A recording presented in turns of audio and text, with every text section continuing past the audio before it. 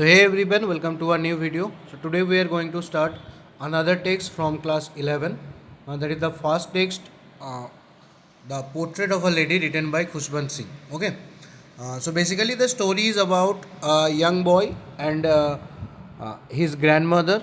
The story depict their a strong bonding in the initial stage of life, and it also depict how the bond become weak with the course of time.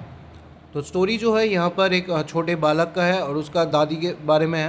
तो initial stage में दोनों के अंदर एक सुंदर सा bonding था, दोनों एक साथ रहते थे, और किस तरीके से धीरे धीरे दोनों का जो बॉन्डिंग है वो ख़त्म हो रहा है वो भी स्टोरी में दिखाया गया है. And the other on the other thing, यहाँ पर it also depict the strong belief of or strong faith on rituality and unwavering love for the grandchild of the grandmother. तो यहाँ पे दादी का जो कुछ रिचुअल्स है, जो दादी मरते दम तक उसी रिचुअल को मानता हुआ चलेगा, जो भी स्टोरी में हम लोग पढ़ेंगे.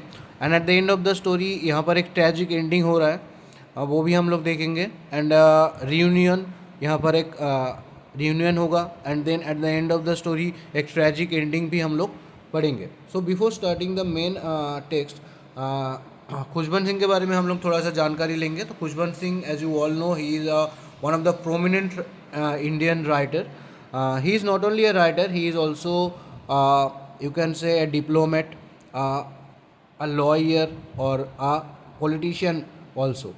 So the writing for which he became famous was train to Pakistan. जो ट्रेन टू पाकिस्तान ये लिखने के बाद ही उनको फेम मिला था. और ये जो स्टोरी है वो 1947 इंडिया जो सेपरेट हुआ था, पाकिस्तान और इंडिया, उस टाइम के बारे में, उस टाइम का इंसिडेंट के बारे में लिखा गया है. इसके बाद उन्होंने बहुत सारे राइटिंग्स, बहुत सारे बुक्स उनका पब्लिश हुआ है. उनमें से बहुत सारे चीज़ जो है वो फेमस भी है. तो ये जो स्टोरी है, this is actually a short story जो हम लोग पढ़ने वाले हैं. So let's begin the story. My grandmother like everyone's grandmother. तो बोले मेरा दादी बाकी सबकी दादी की तरह ही वॉज एन ओल्ड वुमन. तो दादी जैसे होता है इन जनरल, तो बोले बाकी दादी की तरह मेरा दादी भी बूढ़ी थी.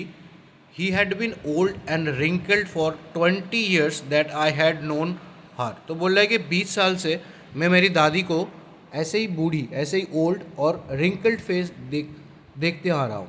रिंकल्ड फेस मतलब जैसे उम्र हो जाता है किसी का, तो उनका फेस में क्या होता है, चमड़ा सिकुड़ जाता है, तो उसकी कारण से फेस में बहुत सारे दाग आ जाते हैं. तो that is called the wrinkled. Okay. People said that, लोग कहते हैं कि she had once been young and pretty.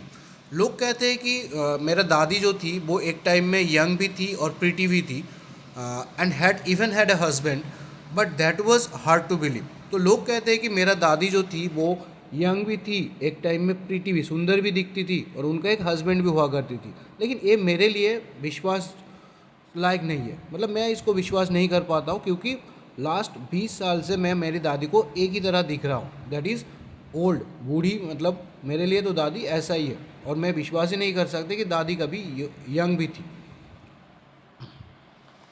My grandfather's portrait hung above the mantel piece in the drawing room. तो मेरा दादाजी का जो फ़ोटो है, पोर्ट्रेट जो है, फ़ोटो है, वो कहाँ पर टंगाया गया है? मेंटल पीस में, इन the drawing room. Drawing room में जो मेंटल पीस है वहाँ पर टंगाया गया है. तो मेंटल पीस क्या होता है? Basically mental peace is a narrow self above the space in a room where a fire goes. That means जहाँ पर देखोगे, अगर यूरोपियन कंट्री में क्या होता है, ठंड के कारण से वहाँ पे आग जलाने की एक जगह होता है. तो उस आग जलाने की जगह के ठीक ऊपर में जो जगह होता है, जो स्पेस होता है, उसको मेंटल पीस कहते हैं. तो बोल रहा है कि मेरा दादाजी का जो फ़ोटो है उस मेंटल पीस में टंगाया हुआ है. और दादाजी क्या पहने हुए हैं? He wore a big turban loose fitting cloth. तो मेरा दादाजी एक टर्बन पहना हुआ है, और उनका जो क्लोथ्स है वो बहुत ही लूज फिटिंग है, टाइट फिटिंग नहीं है. His long white beard covered the best part of his chest and he looked at least 100 years old. तो दादाजी के बारे में बताया जा रहा है कि दादाजी जो है वो एक टर्बन पहना हुआ है, उनका जो क्लोथ्स है वो लूज फिटिंग है, और उनका जो दाढ़ी है वो इतना लंबा है कि वो एकदम चेस्ट तक आ रहा है. एंड उनको देख के लग रहा है उस फोटो में कि कम से कम उनका उम्र जो है 100 ईयर्स का तो होगा ही. He didn't look the sort of person who would have a wife or children. और दादाजी का पिक्चर देख के लग नहीं रहा है कि दादाजी का भी कभी कोई बीबी और बच्चा भी हो सकता है, क्योंकि वो इतना बूढ़ा है कि उनके लिए देख के लग ही नहीं रहा है कि उनका भी कभी बीबी था और कोई हस्बैंड बच्चे भी था. He looked as if he could only have lots and lots of grandchildren. उनको इस पिक्चर में देख के लग रहा है कि उनका तो बस पोता पोती हो सकता है, बच्चा और बीवी वाला मैटर तो इसमें देख के लग नहीं रहा. As for my grandmother being young and pretty the thought was almost revolting का मतलब होता है ऑपोजिट. ओके, तो बोल रहा है कि और दादी का बात किया जाए, जैसे कि सब लोग कहते हैं कि दादी क्या है, यंग था, कभी यंग थी और प्रीटी थी, तो ये क्या है, ये थॉट मेरे लिए एकदम ऑपोजिट है. मतलब मैं मान नहीं सकता कि दादी भी कभी यंग और प्रीटी हुआ करती थी. She often told us of the games she use to play as a child. तो दादी का हम लोगों को सुनाती थी कि कौन सा गेम जब दादी छोटी थी तब खेलती थी. That seems quite absurd and undignified on her part.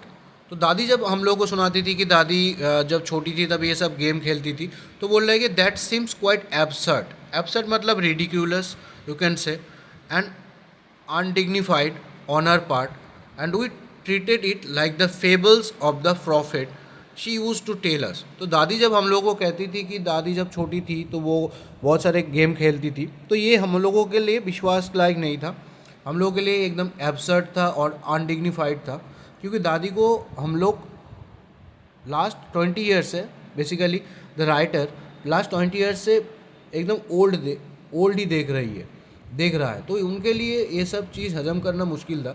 और वो बोल रहा है कि ये सब हम लोगों को लगता था कि फेबल है, दैट इज़ जो इमेजिनेशन में जो कहानी सुनाया जाता है, दैट लाइक, तो वो लोग सोचते थे शायद दादी जैसे हम लोगों को बहुत सारे कहानी सुनाते थे उस तरीके का कहानी होगा. सच में तो ये हो नहीं सकता कि दादी भी कभी छोटी थी और दादी कभी खेलती थी. She had always been short and fat and slightly bent.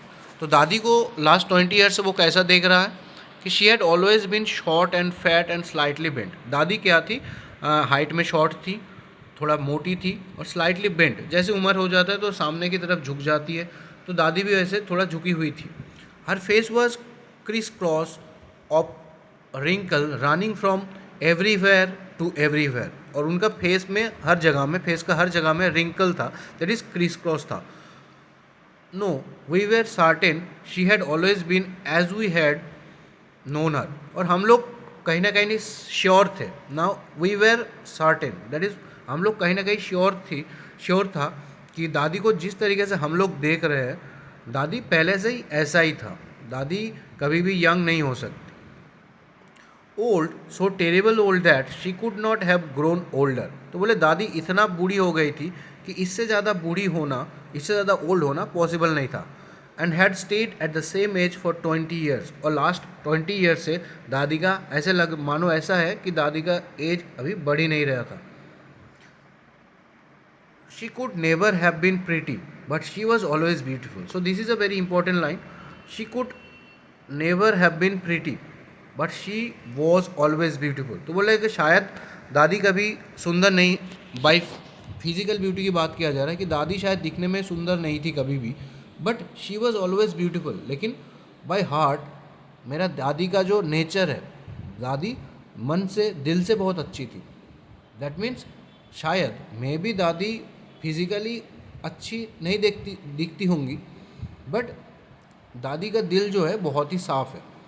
She hopped about the house in spotless white with one hand resting on her waist to balance the stoop and the other telling the beads of her rosary. तो दादी क्या करती थी पूरा दिन, she hopped about the house in spotless white, that means दादी पूरा दिन घूमती रहती थी पूरा घर पे इन स्पॉटलेस वाइट, मतलब सफ़ेद रंग के साड़ी पहन के. और उनका एक हाथ कहाँ था, one hand resting on her waist, उनकी कोमर में एक हाथ रहता था. टू बैलेंस हर स्टूप मतलब होता है जैसे कि सामने की तरफ झुकी हुई थी दादी, तो इसी वजह से अपने आप को बैलेंस करने के लिए दादी एक हाथ को वेस्ट में रखती थी and another telling the beats of her rosary, और एक हाथ से वो माला जपती थी हर दिन. हर silver locks were scattered untidily over her pale, puckered face, and her lips constantly moved in inaudible prayer.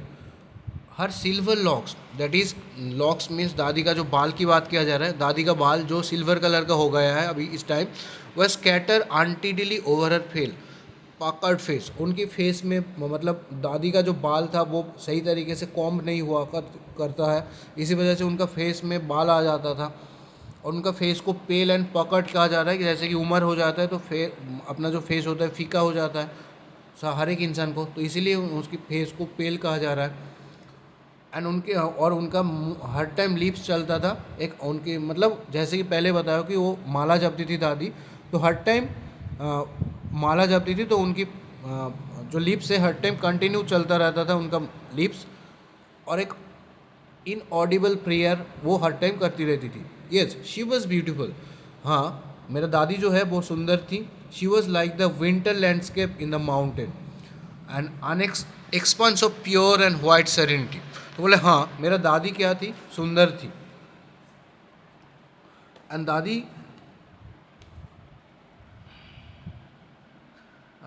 And was beautiful. She was like the winter landscape in the mountain. तो दादी को यहाँ पर क्या गया, विंटर लैंडस्केप के साथ compare किया गया. जैसे माउंटेन में विंटर लैंडस्केप में क्या होता है, बहुत सुंदर एक सीनरी होता है. तो बोल रहे हैं कि हमारे लिए दादी मे बी दादी बाय आउटर अपीयरेंस सुंदर नहीं भी थी, लेकिन दादी इतना अच्छी थी बाय हार्ट कि वो जैसे माउंटेन में विंटर लैंडस्केप इतना सुंदर होता है, उसी तरीके से मेरे दादी भी बहुत ही सुंदर थी by heart. An expanse of pure white serenity, breathing peace and contentment. तो दादी को बोल रहा है कि दादी ऐसा एक इंसान थी कि उसके साथ टाइम बिताना हमारे लिए एक सेरेनिटी, पीसफुलनेस, जो शांति होता है मन का, वो शांति मिलता था दादी के साथ टाइम बिताने से, क्योंकि वो बाय हार्ट बहुत ही प्योर और डिवाइन ब्यूटी थी दादी. नाउ सेकेंड पैरा यहाँ से शुरू हो रहा है, दोनों का जो बॉन्डिंग है उसके बारे में बात किया जा रहा है. My grand mother and I were good friend. तो बोल रहा है कि मेरा दादी और मैं अच्छा दोस्त थे. My parents left me with her when they were to live in the city and we were constantly together. तो बोल रहा है कि जब से मेरी मम्मी पापा हमको छोड़ के गई थी दादी के पास, जब उन लोगों को शहर जाना था तो उन लोगों ने मुझे दादी के पास छोड़ के गया था, और तब से हम दोनों एक साथ हैं. She used to wake me up in the morning and get me ready for school. तो दादी हमको हर दिन नींद से उठाती थी और स्कूल के लिए रेडी करती थी. She said her morning prayers in monotonous sing song while she bathed and dressed me in the hope that I would listen and get to know by heart. तो जब मुझे दादी रेडी करती थी उस टाइम दादी क्या करती थी, प्रेयर मॉर्निंग सुबह का जो प्रार्थना होता है, प्रेयर होता है, वो दादी गाती थी इस होप से, इस आशा से कि मैं भी शायद उस मॉर्निंग प्रेयर को सीख जाऊँ.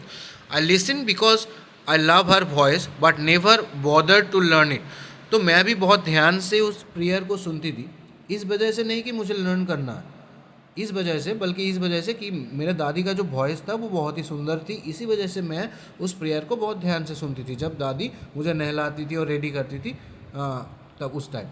Then she would fetch my wooden slate which she had already washed and plastered with yellow chalk, a tiny earthen ink pot and red pen, tie them all in a bundle and had it to me. तो दादी उसके बाद slate, chalk, pencil, what ever thing जो भी पढ़ाई के लिए चाहिए होता है सब कुछ को इकट्ठा करके उसको एक बंडल बनाती थी और मुझे दे देती थी. After breakfast of a thick stale chapati with a little butter और sugar spread on it we went to school. तो हम लोग पहले ब्रेकफास्ट कर लेते थे चपाती के ऊपर लिटिल बटर और शुगर फैला के उसको खा लेते थे. She carried several stale chapatis with her for the village dog. और कुछ चपाती हम लोग खाने के बाद कुछ चपाती दादी गांव की कुत्ते के लिए भी लेके जाती थी उन लोगों को खिलाने के लिए. My grandmother always went to school with me because the school was attached to the temple. तो दादी भी मेरे साथ स्कूल जाती थी क्योंकि स्कूल के साथ ही लगा हुआ एक टेम्पल हुआ करता था वहाँ पर. The priest taught us the alphabets and the morning prayers. तो प्रीस्ट जब हम लोगों को मॉर्निंग प्रेयर्स अल्फ़ाबेट ये सब सिखाते थे, while the children sat in the rows on either side of the veranda singing the alphabets on or the prayer in a chorus, my grandmother sat inside reading the scriptures. तो जब हम लोग priest जब हम लोग को पढ़ाते थे उस टाइम दादी क्या करती थी, दादी मंदिर के अंदर जाकर बहुत सारे स्क्रिप्चर पढ़ती थी. When we had both finished, जब हम दोनों का पढ़ाई ख़त्म हो जाता था, we would walk back together, तो दोनों एक साथ फिर घर लौटते थे. This time the village dog would meet us at the temple door, और उस टाइम टेम्पल के दरवाजे के सामने डॉग अगर खड़ा हो जाता था, they follow us to our home growling and fighting with each other. तो वो लोग हम लोगों के उस टेम्पल के दरवाजे से एकदम घर तक फॉलो करते हुए आते थे, एक दूसरे से लड़ते हुए. For the chapatis we throw to them, जैसे हम लोग उन लोग कुत्ते को चपाती देते थे, तो सीधी बात है जैसे कुत्ता करते हैं एक दूसरे से वो लोग लड़ जाते थे. When my parents were comfortably settled in the city, उसके बाद जैसे हम मेरा पेरेंट्स सिटी में जाने के बाद कंफर्टेबली सेटल हो गया, दे सेंट फॉर अस, उसके बाद उन्होंने हम दोनों को बुला लिया. That was a turning point of our friendship. तो देखो यहाँ पे बोला जाए ये था हमारी फ्रेंडशिप का एक टर्निंग पॉइंट. वाई? बिकॉज इसके बाद से दोनों का जो बॉन्डिंग था वो धीरे धीरे ख़त्म होने वाला है. Although we share the same room, my grandmother no longer came to school with me. तो बोले अभी भी हम लोग एक ही रूम शेयर तो करते थे, लेकिन पहले की तरह ग्रैंड मदर अब मुझे मेरे साथ स्कूल नहीं जाती थी. I use to go to an English school in a motor bus. तो जैसे तुम लोग जाते हो उसी तरीके से बोल रहा है कि मैं भी एक मोटर बस में चढ़कर स्कूल जाना स्टार्ट कर दिया. There were no dogs in the street and she to fetch sparrow in the courtyards of the city house. तो जैसे कि अब दादी को कोई डॉग नहीं मिलता था खाना खिलाने के लिए, तो दादी अब स्पैरो को खाना खिलाना स्टार्ट कर दी थी.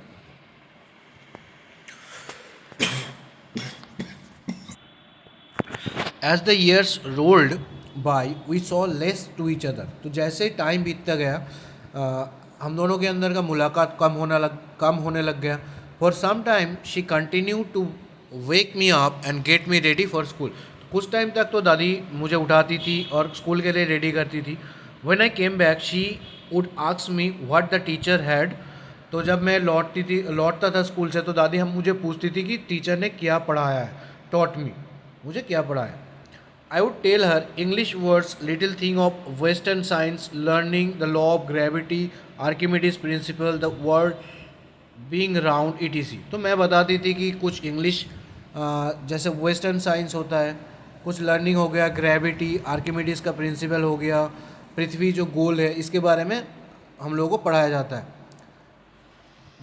This made her unhappy. तो ये सब चीज़ दादी को नाखुश कर देती थी, अनहैप्पी कर देती थी. She could not help me with my lesson. और अब दादी मुझे मेरी पढ़ाई में हेल्प भी नहीं कर सकती थी. क्यों नहीं? क्योंकि अब मैं इंग्लिश मीडियम में थी. जैसे कि राइडर इंग्लिश मीडियम में था, तो दादी हिंदी मीडियम में, जब वो विलेज स्कूल में था तो दादी उसको पढ़ाई में भी हेल्प करती थी, लेकिन इस टाइम दादी उनको पढ़ाई में हेल्प नहीं कर सकती है. She did not believe in the things they taught at English school and was distress that there was no teaching about God and scriptures. तो दादी को क्यों इंग्लिश स्कूल पसंद नहीं है? क्योंकि वो वहाँ पर कभी भी भगवान के बारे में और जो हमारे सामाजिक नीति रिवाज है उसके बारे में पढ़ाया नहीं जाता था. इसी वजह से दादी ये सब पढ़ाई, स्कूलिंग सिस्टम को पसंद नहीं करती थी. One day I announce that we were being given music lesson. तो एक दिन मैं आया स्कूल से और अचानक मैंने अनाउंस कर दिया कि हम लोगों को म्यूज़िक क्लास दिया गया है. It was the monopoly sorry she was very disturb. तो जैसे दादी को सुनाई दिया कि हमारे स्कूल में म्यूजिक क्लास स्टार्ट हो गया, तो दादी बहुत ही परेशान हो गई थी. To her music had lewd association. तो दादी के लिए म्यूज़िक जो है वो ल्यूड एसोसिएशन. ल्यूड क्या होता है? ल्यूड मतलब होता है वल्गर और सेक्सुअल. दैट इज़ दादी के लिए म्यूज़िक जो है वो एक सेक्सुअल एसोसिएशन है म्यूज़िक के साथ. दैट इज़ जो सेक्स वर्कर होता है वही इस म्यूज़िक के साथ रिलेट करता है, ऐसा दादी का मानना था उस टाइम में. क्योंकि उस टाइम का अगर तुम लोग मूवी देखोगे तो देखोगे कि बहुत सारे राजा महाराजा कहाँ जाता था, प्रोस्टिट्यूट के वहाँ पर जाता था अपने एंटरटेनमेंट के लिए.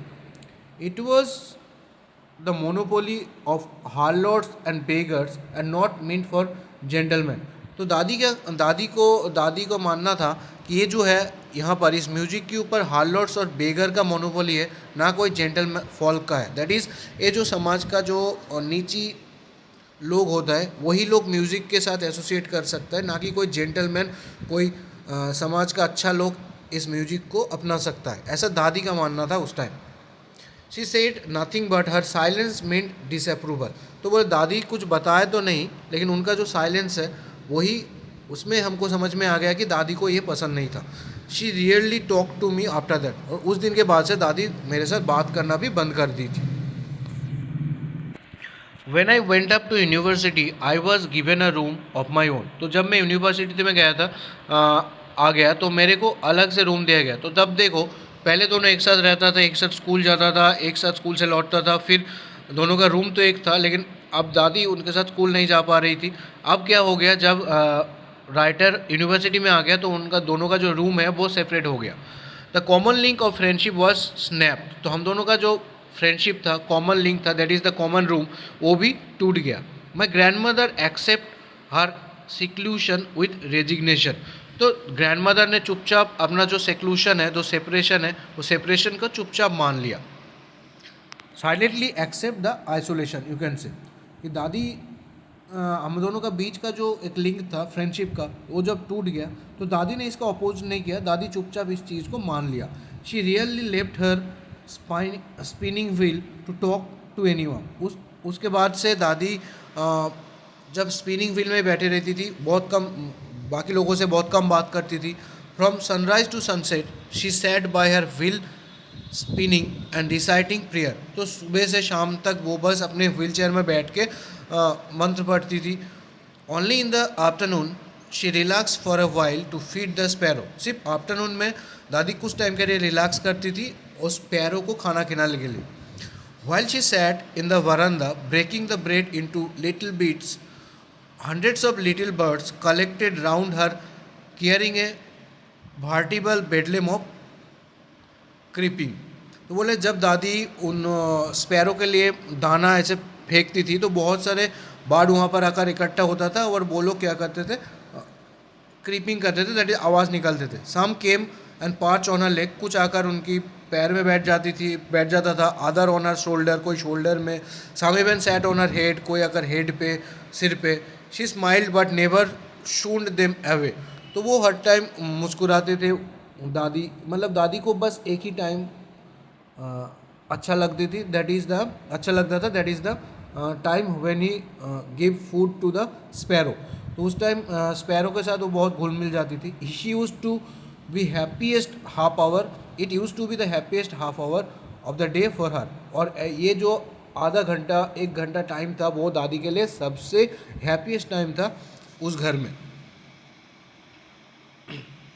When I decided to go abroad for further study, I was sure my grandmother would be upset. तो जैसे ही मैं अब डिसाइड किया कि मुझे बाहर जाना है पढ़ाई करने के लिए, विदेश जाना है, तो मुझे लगा था कि दादी तो अब अपसेट हो जाएगी. I would be away for 5 years and at her age one could never tell. और आई वुड बी अवे, तो मुझे 5 साल के लिए जाना था, और दादी का जो उम्र हो गया है तो अब कोई बता नहीं सकता. दैट मीन्स इस उम्र में दादी का 5 साल बाद जब मैं लौटूंगा शायद दादी रहेगी कि नहीं, उसमें भी डाउट था. But my grand mother could. लेकिन मेरा ग्रैंड मदर के साथ ऐसा नहीं हुआ. She was not even sentimental. तो बोल रहा है कि मेरा दादी, जैसे मैं सोचा था कि दादी को बुरा लगेगी क्योंकि 5 साल मैं बाहर रहूँगा, दादी उसके बाद 5 साल ज़िंदा रहेगी कि नहीं, शायद दादी फिर से सेंटिमेंटल, इमोशनल हो जाए. लेकिन दादी ऐसा नहीं किया. दादी एकदम स्ट्रिक्ट रहा, उनके अंदर कोई इमोशनल सेंटिमेंट दिखाई नहीं. She came to leave me at the railway station but did not talk or show any emotion. तो दादी मुझे छोड़ने के लिए आई स्टेशन पे, लेकिन मेरे साथ बात भी नहीं किया, ना कोई इमोशन शो किया. हर लिप्स मूव्ड इन प्रेयर्स. बस वो प्रेयर करे जा रही थी. Her mind was lost in prayer. और वो एकदम प्रेयर में गुम हो गई थी, खो गई थी. हर fingers were busy telling the bits of her rosary. और उनका हाथ बिजी था उस माला जपने में.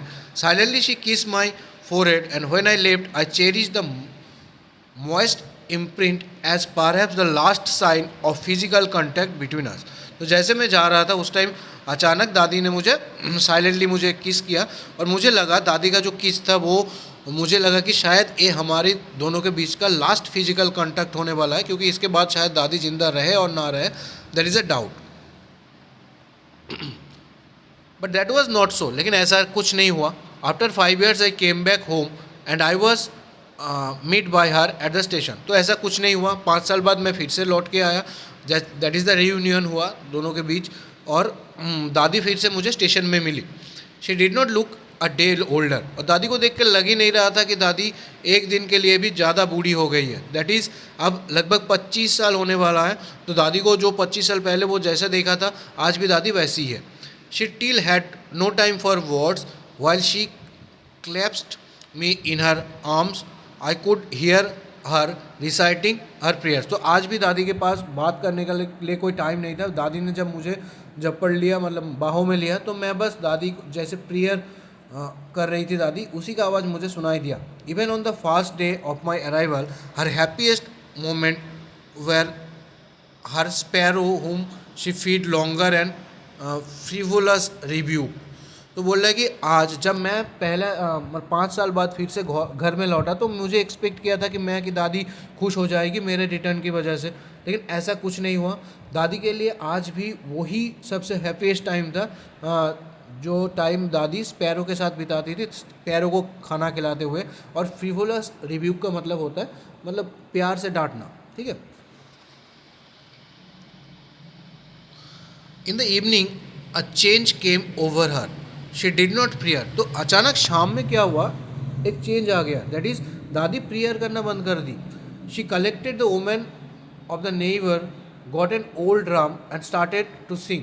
तो आसपास की औरत को इकट्ठा किया और उन्होंने क्या किया, स्टार्टेड टू सिंग, और गाना बजाना स्टार्ट कर दिया. For several hours she thumbed the sagging skin of the dilapidated drum and sang the homecoming of warriors. तो पूरा दिन तक उन्होंने, बहुत टाइम तक उन्होंने उसका डिलाप्टेड मतलब होता है ओल्ड और ब्रोकन ड्रम. तो जो ढोलक था वो बहुत ही ओल्ड, पुराना और ओल्ड था. तो उस ढोलक को बजाते बजाते पूरा दिन उन्होंने गाना गाया. कौन सा गाना था? Homecoming of warriors. We had to persuade her to stop to avoid over training. तो हम लोगों को ज़बरदस्ती उनको रोकना पड़ा कि उन बहुत टाइम से गाना गा रही है तो उनको क्या हो जाएगा, थकावट आ जाएगी, इसलिए हम लोगों को उनको ज़बरदस्ती रोकना पड़ा. That was the first time since I had known her that she did not pray. और ये आज जब से मैं उनको जानता हूँ जैसे 25 साल में पहली बार ऐसा हुआ कि दादी ने प्रेयर नहीं किया. The next morning she was taken ill. जैसे हुआ था, जैसे हम लोग सोचे थे कि नेक्स्ट मॉर्निंग फिर से दादी इल हो गया, बीमार हो गई. It was a mild fever and the doctor told us that it would go. तो थोड़ा सा ही बस फीवर हुआ था दादी को, तो डॉक्टर ने बताया कि ये ठीक हो जाएगा. But my grand mother thought differently. लेकिन ग्रैंड मदर दादी जो है वो थोड़ा अलग तरीके से सोचने लगी. She told us that her and was near. दादी ने बताया कि उनका जो एंड है वो आ गया है. दैट इज़ दादी को लगा कि शायद उनका जो टाइम है वो आ चुकी है, अब वो मरने वाली है. She said that since only a few hours before the close of the last chapter of her life, she had omitted to pray. She was not going to waste any more time talking to us. तो दादी ने बताया सबको कि देखो अब मेरा time आ गया है, तो मैं इस टाइम को फालतू में तुम लोगों से बात करके ज़ाया नहीं करना चाहता हूँ. मैं इस टाइम में बस प्रेयर करना चाहता हूँ. We protested but she ignored our protest. तो हम लोग ने इसका विरोध किया लेकिन दादी हमारा बात सुने नहीं. She laid peacefully in bed praying and telling her beads. तो उन्होंने आराम से सो गई दादी बेड पे और प्रेयर करना स्टार्ट कर दिया. Even before we could suspect. तो हम लोग सस्पेक्ट करने से पहले, हम लोगों को संदेह होने से पहले, हर lips stopped moving and the rosary fall from her lifeless finger. हम लोग कुछ सोचने से पहले ही उनका होंठ जो है वो रुक गया और उनके हाथ से जो माला था जो जपते रहती थी वो गिर गया. A peaceful pallor spread on her face and we knew that she was dead. और अचानक उनके फेस में एक शांति, एक अद्भुत सा शांति छा गया और हम लोगों को पता चल गया कि दादी इज़ नो मोर.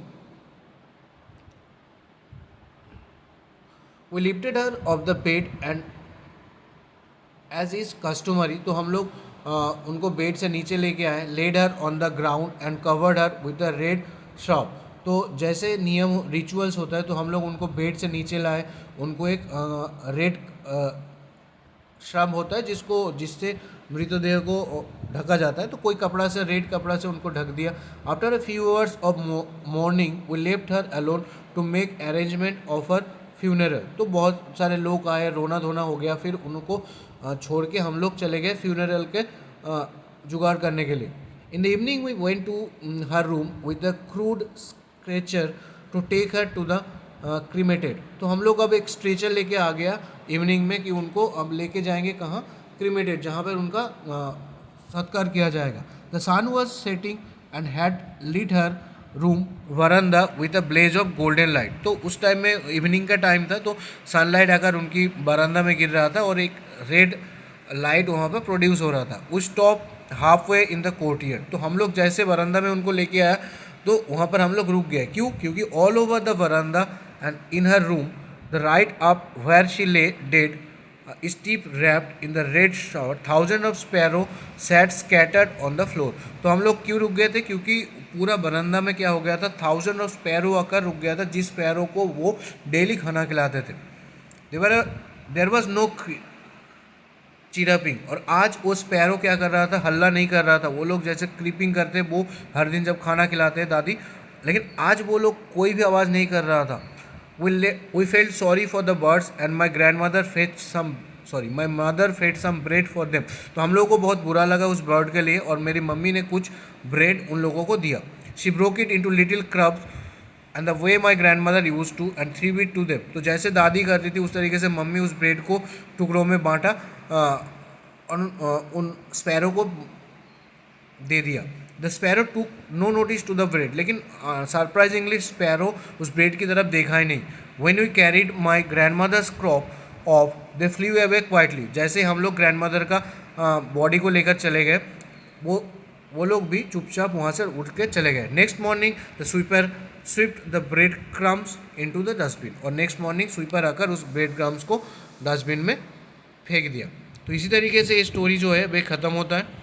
अगर आप लोगों को अच्छा लगे तो ज़रूर अपने दोस्त के साथ शेयर कीजिएगा। Okay, thank you, have a nice day.